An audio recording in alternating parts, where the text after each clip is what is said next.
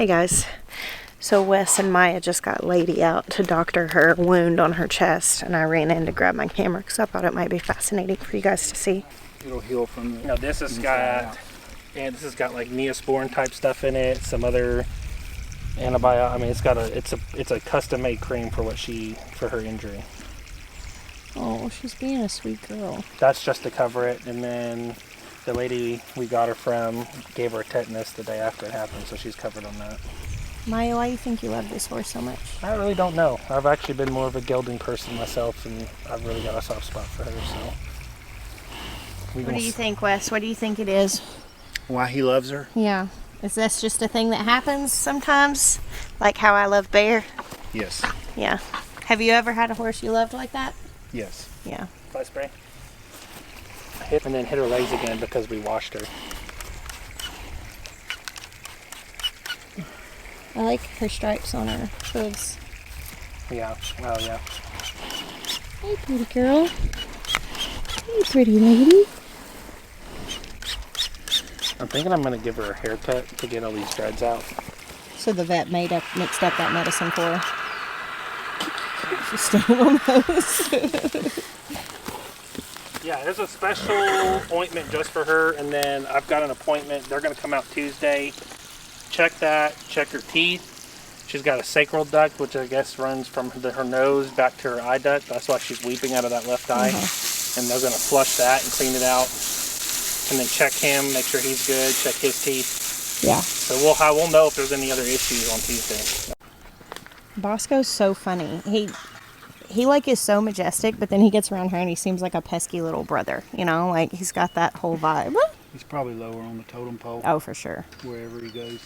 As soon as he ran up to her the first time, she like bucked back and kicked him, and then he kept his distance. It was very obvious who was the boss. Yep, she's gonna be just fine. Hey, they make a shampoo. We could comb those dreads out. She's so nice at being handled. I'll get. We can try that first before cutting them off. They make a shampoo. It's horse shampoo, but I remember we used to wash our hair. Mane and tail. Mane and tail, yeah. I've washed my hair with them many times. It's a good shampoo. But yeah, if we wash it and maybe oil them, we could probably comb them out. I combed out my dreads when I had them. They're not that big. I lost a lot of hair. She might lose hair, but it might be better than cutting them off. Haircut, yeah. You'll see this. These are our horse watching chairs. It's a little later in the evening. We're about to go outside and milk Hope. My videos are all out of whack this week, just so you know. I know it's confusing, but you'll be seeing things completely out of order.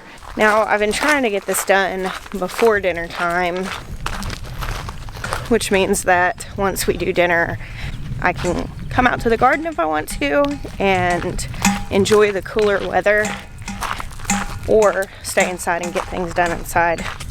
Mostly the garden wins. Hey, sweet Maya. Howdy.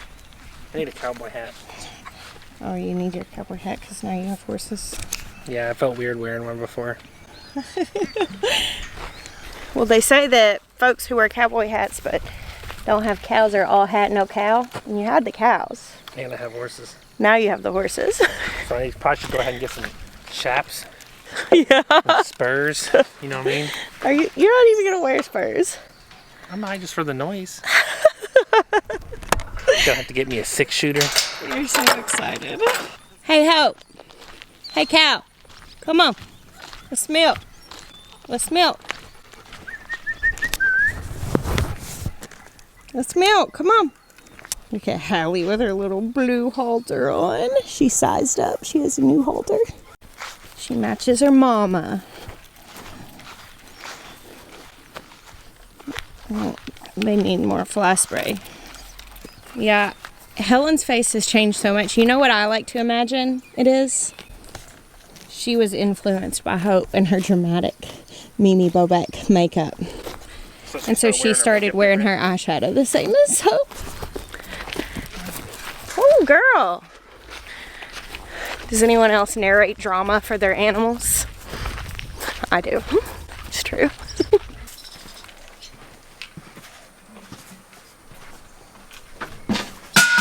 Especially since you took the tag out of Helen's ear. That changed the way she looked too.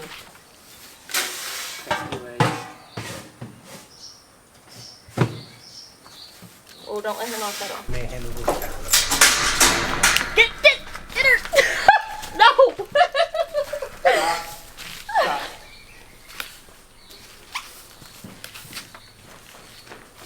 Stop. Quit. Little baddie.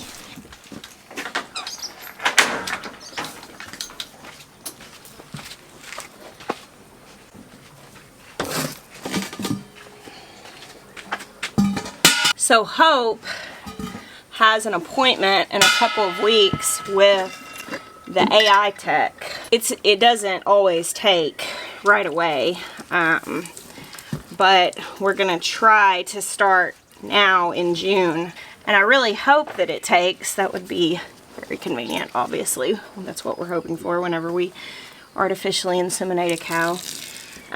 But we called the AI tech, who's actually the husband of our vet. He was familiar with the bull that is Hallelujah's sire, and he asked if we wanted to do sexed semen from the same bull to inseminate Hope, and that's what we're gonna do. So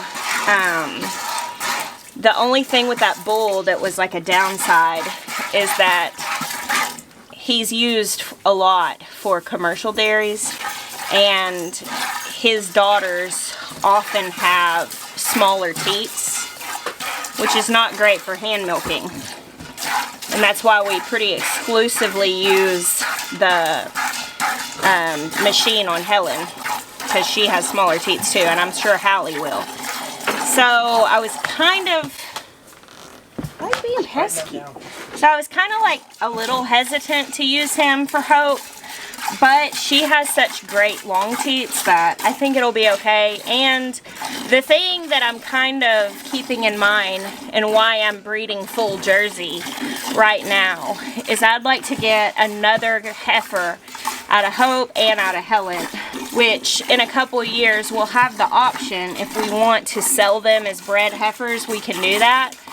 But if we have got to the point of expanding to having like our learning center farm, I think it would be really cool to have their offspring on that farm and be able to provide milk for the community. I'm not looking to run a dairy on a daily basis by any means. I really just want to keep what we have here for our family use and for, you know, some friends' use. But if we are able to get to that point, I think it would be cool. So that's why I'm going. His name's Bo P. He's very known in the Jersey community. He's a very popular bull to use for AI. And Hallie is a beautiful calf, so I feel good about that. And a heifer out of Hope would be one I'd like to have for those purposes. And if we're at the place where we're not expanded, you know, it would make a good family cow for somebody, but she might need to be machine milked. All right, it's a little earlier right now for milking than I normally do, so I'll use this on extension. yeah, I need to wash that off so the flies aren't bad. Oh goodness, it's hot. Oh, you're gonna head in? Yeah, I'm gonna get this in the bottles. Okay. Maya's gonna take the milk in. I'm gonna let her finish eating on the stand and bring you guys in here to meet some of the little cuties ever. So our order of goslings got in. They've been in for about a week, I think. We ordered these from Murray McMurray Hatchery, and I am determined to make these guys love me. So I've been coming out and just sitting on the edge of their brooder, or I'll go sit over in the corner until they calm down that I'm here and come up to me and let me touch them. They're not coming up to me. This is my first time to bring the camera out here. I should try it with a GoPro and see, because this camera is very big and imposing. So we got a few different types of geese. We had 5 geese in Arkansas, and we lost 2 while we were in Arkansas to predators. We brought 3 with us here, and we lost 1 to some neighborhood dogs that came, and we still have 2. And I think that the 2 that I have are females.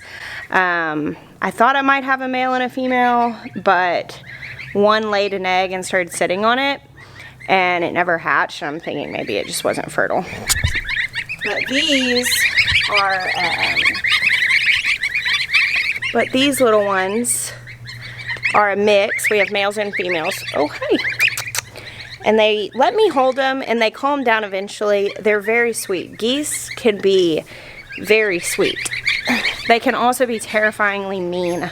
So I'm trying to handle them a lot, and hopefully it'll help. Some of those are Sebastopol geese. Like, we got a few of those. Those are the ones with like the really curly feathers. They're so cool, and I've always wanted that breed, but I would really like for them to be nice. I don't actually handle like my ducks very much because I want them to be more wary of people, so that maybe they'll be more wary of predators and like get in the water at the first sign of danger. But the geese, I just want to be able to get in there, and I like the idea of them loving me. You done licking the bowl, homegirl? So Helen is still steadily eating her grain. She eats very slowly.